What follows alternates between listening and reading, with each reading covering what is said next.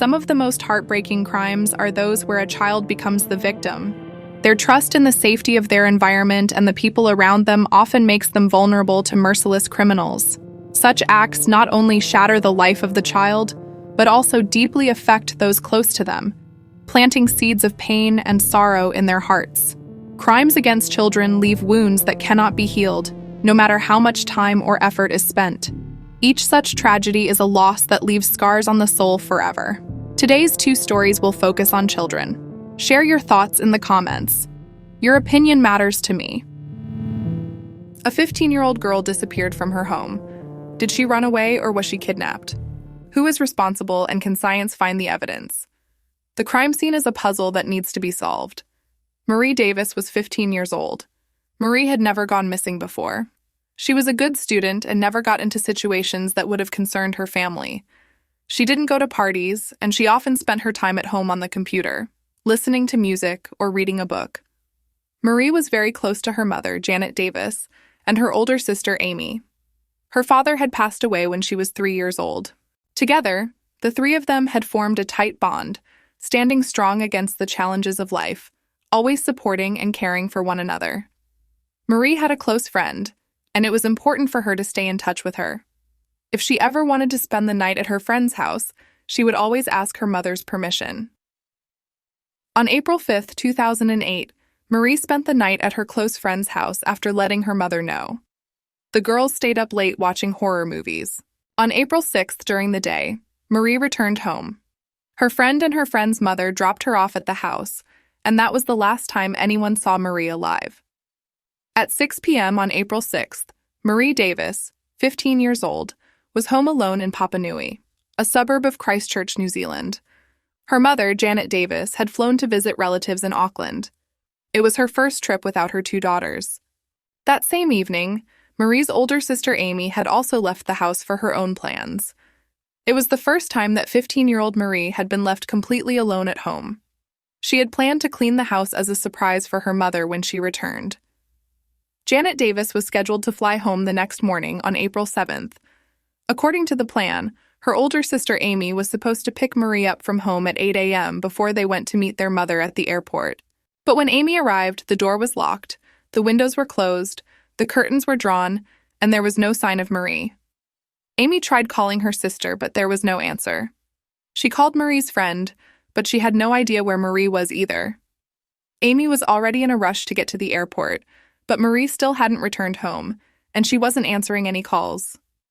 Janet Davis recalled that morning at the airport. "I had just flown back. At the airport, I saw Amy and the mother of Marie's close friend.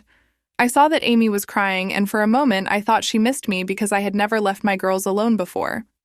But when I walked up to them, Amy told me that Marie was missing, and they had no idea where she could be."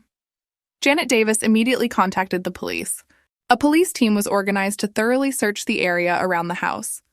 Officers, led by Detective Richard Corkin, also looked for any signs of forced entry or a struggle. Nothing of the sort was found. However, a few interesting items were missing.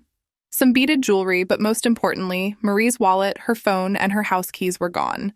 Marie had a green duffel bag where she always kept her phone and makeup. She never went anywhere without it. That bag was also missing. Marie's bed didn't look like anyone had slept in it. Along with Marie, her linen bedspread and sheets were also gone. The whole situation looked as if Marie had left the house on her own. At that moment, nothing suspicious had been found. The next morning, on April 8th, after the police had searched the house and discovered nothing of significance, the authorities decided to learn more about Marie herself. After speaking with her classmates, they found out that Marie enjoyed going to school. She was open and sociable, participating in many school events, and had a passion for art and music. At the same time, Marie was quiet and reserved.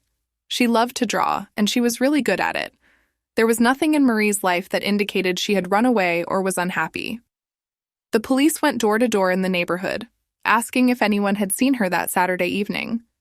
Most people in the area knew Marie, and everyone spoke highly of her. No one had noticed anything unusual that day. A few days later, Detective Michael Phillips joined the investigation and took over the analysis of all phone data. He checked to see if Marie had texted any friends, telling them where she might have gone or with whom. It was discovered that on Saturday evening, Marie had been at home. That evening, her phone activity was minimal. She had only sent one text message to her close friend. The data showed that Marie sent the message at 20 minutes past 8 in the evening, and then did not use her phone for the rest of the night. The next activity on Marie's phone was on Sunday morning, April 7th at around 8:15. At that time, she received a text message from one of her sister's friends. About 7 minutes later, someone called Marie. She didn't reply to the message and didn't answer the call. Interestingly, the text message at 8:15 had been received in the Belfast area, which is north of Christchurch, and 7 minutes later, when her phone rang, it was located in the Kaiapoi area, which is even farther north of Christchurch. This meant that either Marie, or at least her phone, was moving northward away from Christchurch. If Marie herself was moving north, the investigation needed to determine whether she was there voluntarily or if she had been taken there against her will. Search teams were organized in the area. Based on the cell phone signal data, the search and rescue operation was concentrated in Stewart's Gully, an area near Kanga, about 20 minutes north of Marie's home. The extensive search for Marie or any items related to her began along the banks of the Waimakariri River. 6 teams of 3 people each were formed. 3 dog handlers were also called in, assisted by 3 additional police officers. They were assigned to comb through a vast rural area, with fields stretching out to the horizon and dense thickets of bushes scattered throughout. After 5 days of searching, there was still no news about 15-year-old Marie Davis. Searchers scoured the wide stretch of land near the Waimakariri River, the location determined by Marie's cell phone data. As time passed, the anxiety grew. The officers couldn't find a single sign that Marie had been in those areas. The longer she remained missing, the greater the fear became. Investigators called in forensic experts to examine Marie's home. Ideally, crime scene experts should work with a location that has not been disturbed, but that's not always the case. In this instance, several days had passed. People had been coming and going from the house. The first thing they had to search for was blood. The forensic examination of the Davis home revealed 2 potential sources of evidence. Using a powerful 1,000-watt light, they meticulously inspected every inch of the house. In Marie's bedroom, they found 2 small stains on the floor in the corner, farthest from the door. The stains were tiny, only a few millimeters in size. A chemical test confirmed that it was blood, but such minuscule spots weren't enough to indicate a serious crime. The second area of interest was the study, a small room next to the hallway. In the study, there was a computer and a soft chair. The experts noticed stains on the floor near the chair, on the backrest in one corner, and on one of the armrests. It turned out that all of the stains were blood. The bloodstain on the backrest of the chair was relatively large, about 25 millimeters in diameter. The stain on the armrest was smaller, around 5 to 6 millimeters. The stain on the floor was slightly larger. The forensic examination of Marie's house didn't reveal much. There was no other blood in the house to suggest that someone had experienced significant bleeding. Although the amount of blood was minimal, its location seemed unusual to the experts. Investigators had to consider the possibility of a sexual assault. The forensic team was tasked with checking the house for the presence of semen, but unlike the blood, no semen was found. The investigation then focused on the study, particularly on the computer. Marie often used this computer to upload photos and listen to music, so it was examined as well. Experts suspected that Marie had been using the computer in her final hours at home. She had been on the computer until about 3 a.m. when a song was uploaded.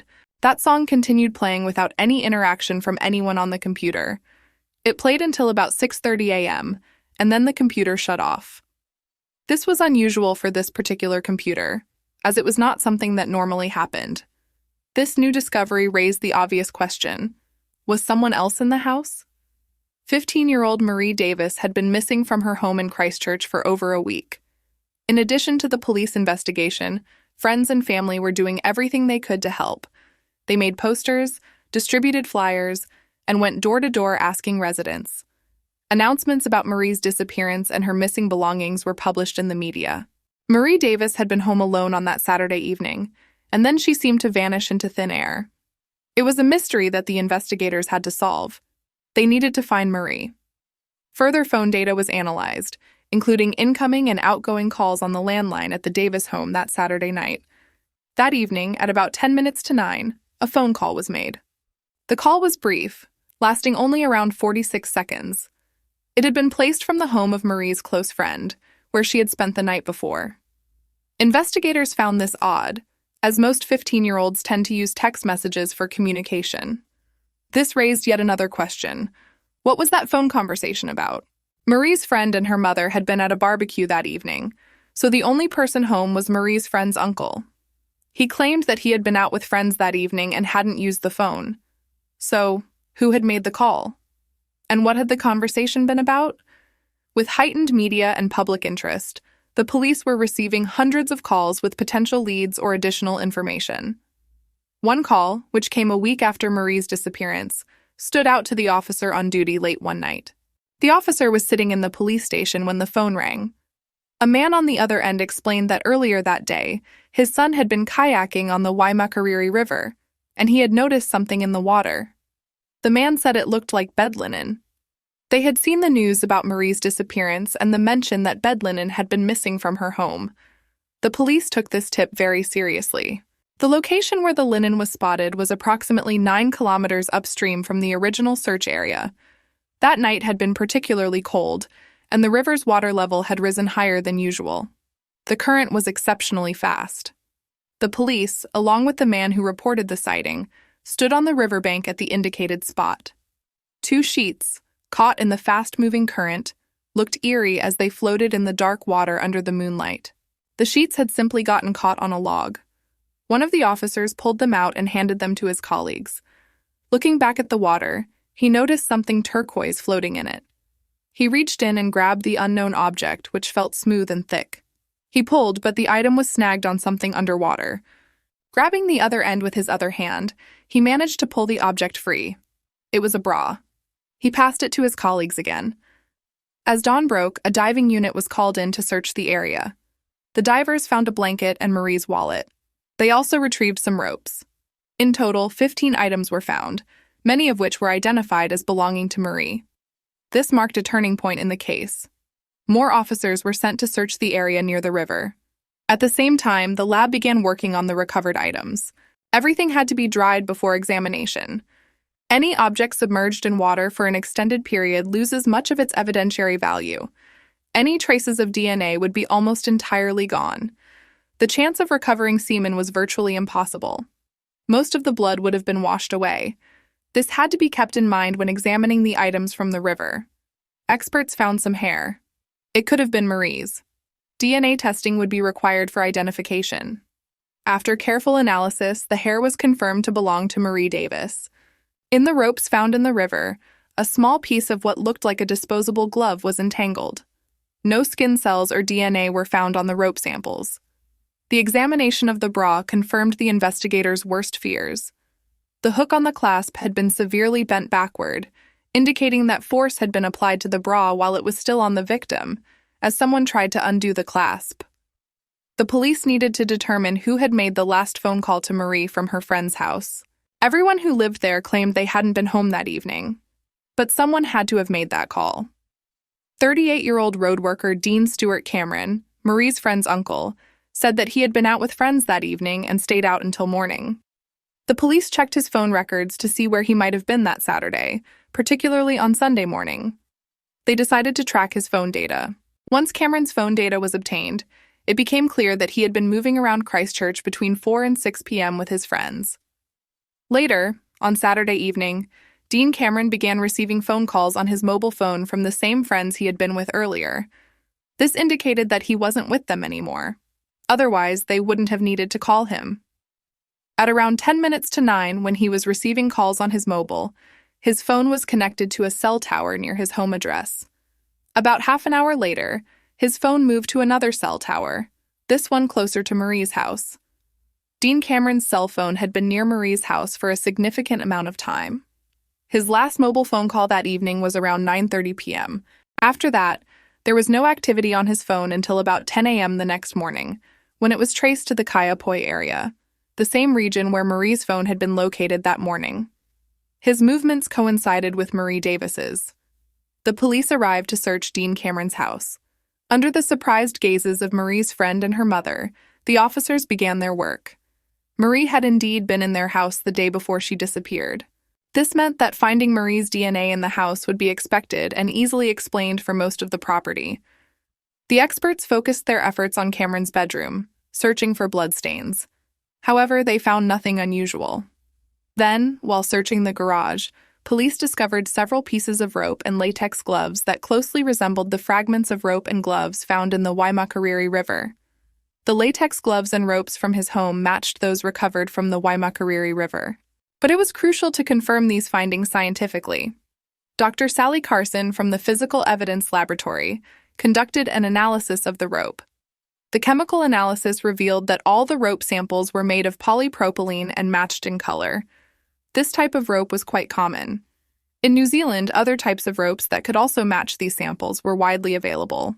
This was weak evidence given how widespread this type of rope was. Latex gloves were also easily accessible, and it was almost impossible to differentiate them from one another. But that's exactly what Dr. Carson set out to do with the help of high-tech equipment. Small fragments of the gloves were attached to metal probes and placed inside an electron scanning device at the Engineering School of Auckland University. An electron beam was directed at the latex sample. This device measures the elements contained in the sample, corresponding to the periodic table. It's a highly advanced tool that accurately identifies the component elements. The elemental composition can vary depending on the manufacturer and even the specific batch of gloves. This provided much stronger evidence. Inside the suspect's house, there were 4 different types of latex gloves, but none of them matched the ones found at the crime scene. Interestingly, of the 5 gloves found in the suspect's home, only 2 matched. The suspect had many gloves. Meanwhile, the police were focusing on Dean Cameron's movements, as phone data placed him near Kaiapoi and the Waimakariri River on Sunday morning. He claimed that he hadn't been by the river and that Marie had never been in his car. Investigators found that some parts of the river were monitored by surveillance cameras, but they hadn't been operational at the time. Dean Cameron's vehicle underwent forensic analysis for any evidence related to Marie. There were no visible bloodstains inside or outside the car. They also tested for semen in case a sexual assault had occurred in the vehicle, but no semen was found. The investigators examined the car's door handles and other surfaces that could have been touched. DNA analysis and various other tests were performed, but ultimately nothing significant was found in the car. There was no evidence to suggest that Marie had ever been in the vehicle, but could the car have been a link to the river area where Marie's belongings were found? Soil samples were taken from the wheels to see if they matched the terrain near the river. Palynologist Dr. Dallas Mildenhall examined a slide of pollen from the Waimakariri River under a microscope. His database included his personal collection of about 20,000 pollen slides. The dominant types of pollen found in the area were pine, followed by willow, and then grass. Samples taken from the car also contained these types of pollen. 12 days had passed since Marie's disappearance, and 2 days since her bra, wallet, bed linen, and other belongings had been discovered in the Waimakariri River. The Waimakariri River has a vast watershed. It runs through Arthur's Pass, fed by numerous streams. The river has many small branches that flow down, and they shift as the water level rises and falls, creating a winding path. When someone dies in the water, the body usually sinks to the bottom and doesn't float far. As the body decomposes, gases form, causing it to rise. These gases are created by bacteria in the body, and after a few days, depending on the water temperature, the body begins to float and drift downstream, sometimes traveling a considerable distance. The police were already preparing to follow the river downstream. But on the morning of April 17th, a driver on his way to work called the police, reporting that he had seen something in the water. The police immediately responded to investigate what had been spotted. It was there that they found Marie's body.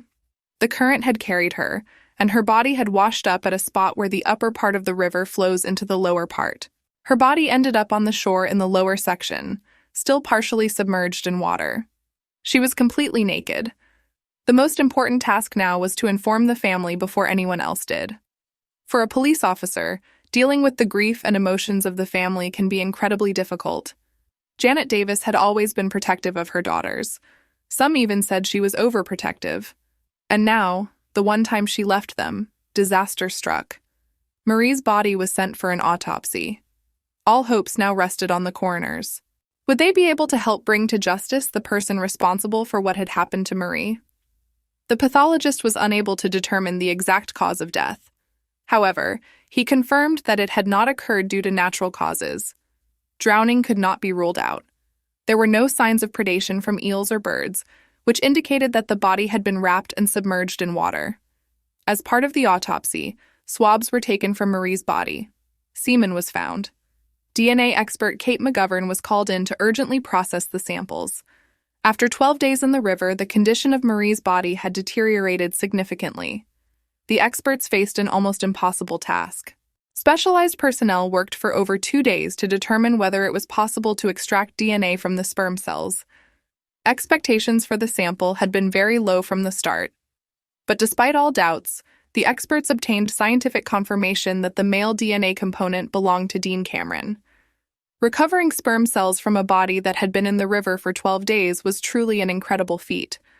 Shortly afterward, the results of the bloodstain analysis from the Davis home, which had been processed with less urgency, were also received.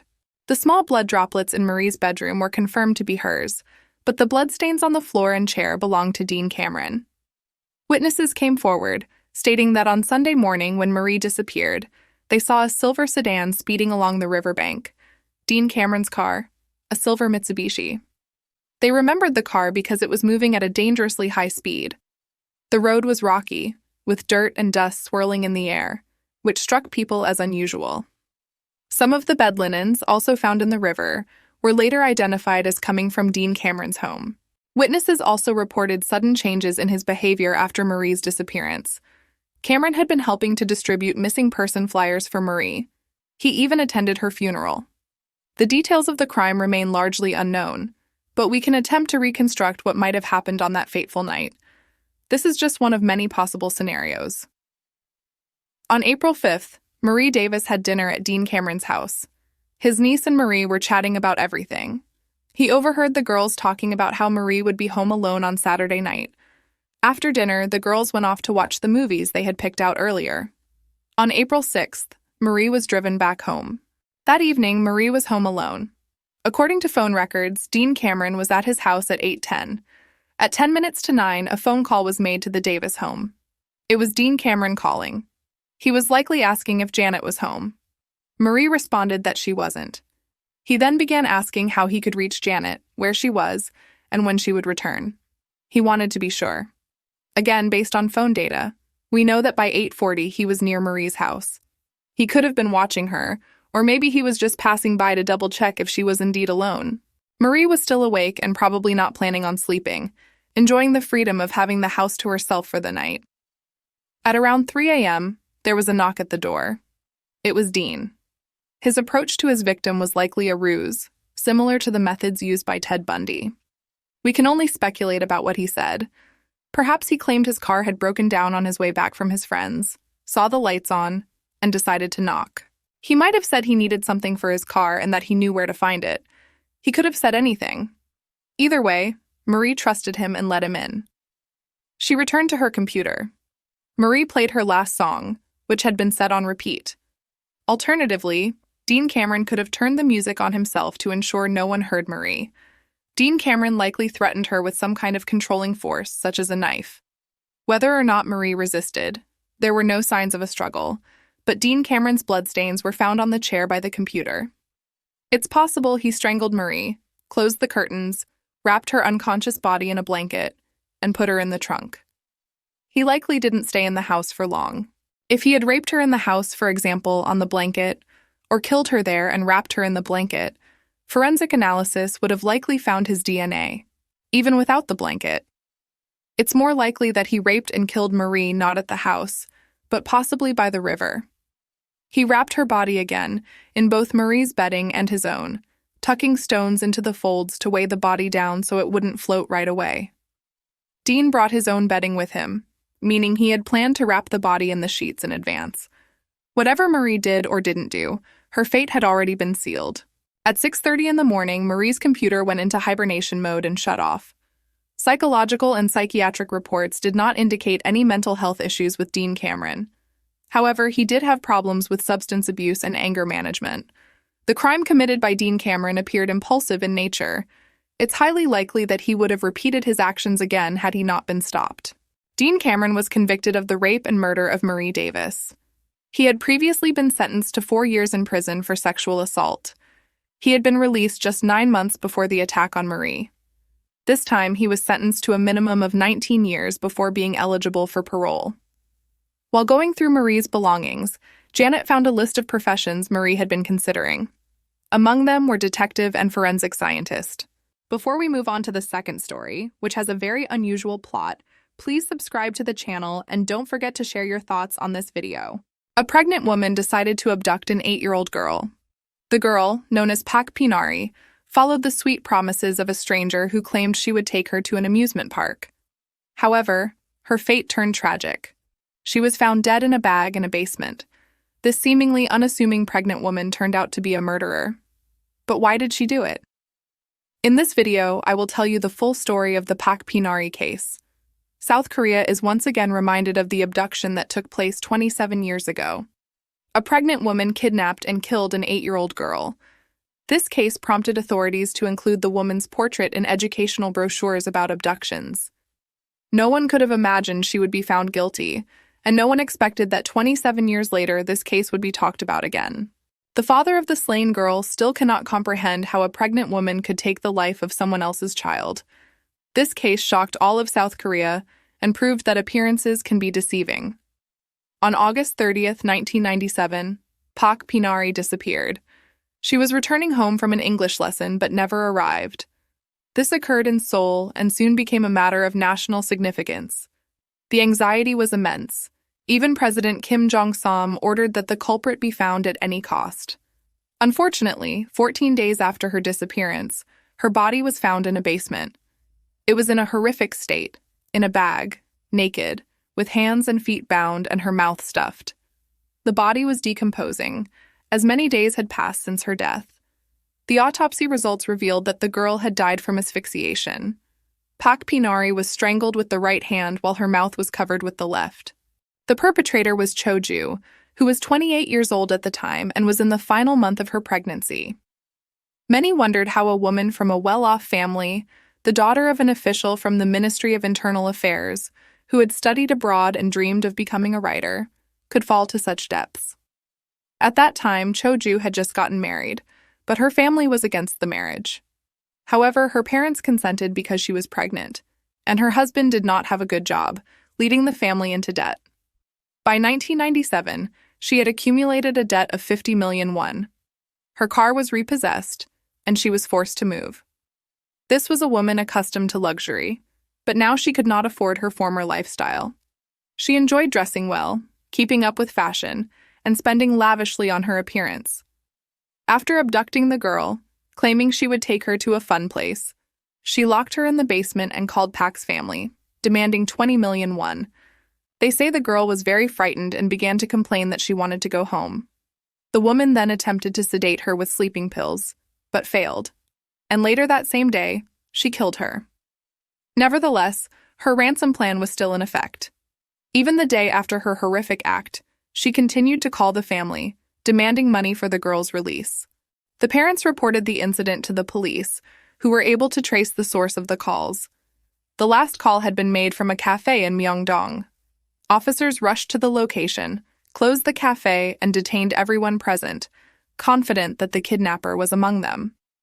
Inside the cafe were 12 women and 1 man, but they could not fathom that a pregnant woman could commit such a terrible crime. The officers simply took her fingerprints, and she began to complain about the stress caused by her condition. She even threatened the police, saying they would be responsible if anything happened to her baby. Additionally, she lamented that her child was kicking in her belly and that she needed to go to the hospital. No one suspected her, and she was released.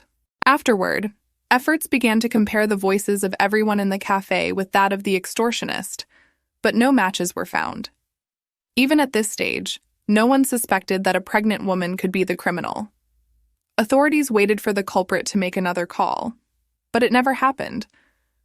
Several days later, news channels began covering the case. At that point, the police decided to initiate a public investigation through the media and thoroughly examine nearby payphones in an attempt to identify the voice that made the call. How was the identity of the criminal revealed? Her parents played a crucial role. Initially, they reported to the police that their daughter had gone missing from the home she shared with her husband. They then confirmed that the voice provided by the police from the phone calls was none other than their daughter's. The police immediately began searching and soon found her in a hotel. It was she who pointed out where the girl's body was located. A major question was whether the woman had acted alone. Investigations then turned to her family and husband. When Choju was arrested, her husband, sobbing, shouted for her to tell the truth, insisting that she was not like that. He was convinced that she was merely an accomplice and that a true mastermind was behind the crime. During the trial, the woman changed her testimony several times.